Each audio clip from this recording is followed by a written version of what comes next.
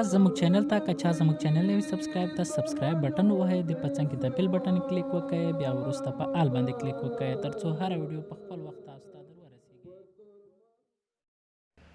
السلام علیکم ګرانو پښتنو ملګرو، په دې هیله چې راته روغ او جوړ وای. ښه راغلاست درته وایم زموږ چینل ته.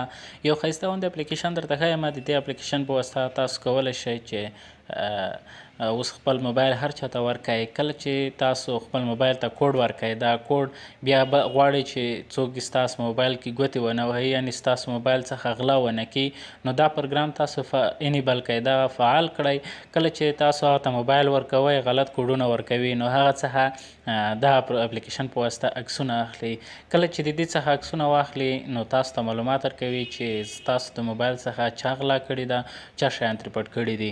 نو د دې اپلیکیشن په واسطه کولی شئ خپل کسان تاسو ته معلوم شي چې ستاسو موبایل کې غلط کوډونه ډایل کړي دي، یعنې کوم پیټرن کوډ دی یا پی ان کوډ دی، پین کوډ دی، هر ډول کوډ مې چې خپل موبایل ته ورکړی وي نو تاسو کولی شئ د دې پروګرام په واسطه معلوم کړئ چې ستاسو موبایل کې غلط کوډونه چا ډایل کړي دي.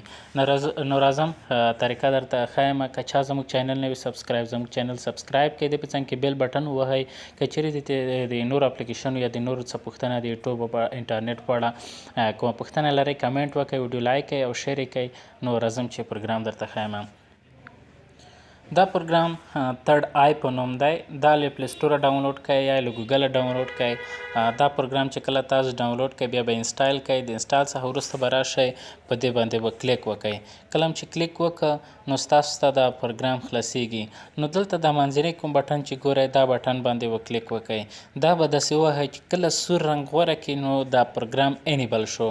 که چیرې شین رنګ کې وي بیا پروګرام غیر فعال وي، که سور رنګ کې وي فعال شو.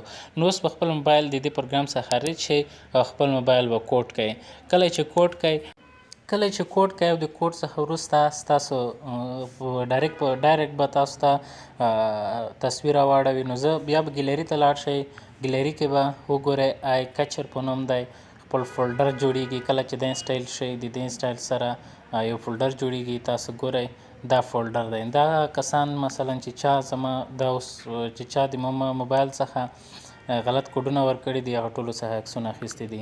نو په دې هیله چې دا پروګرام ستاسو لپاره د خوښې وړ وګرځي. که چا زموږ چینل نه وي چینل سبسکرایب کړئ. د نورو ویډیوګانو د غوښتلو لپاره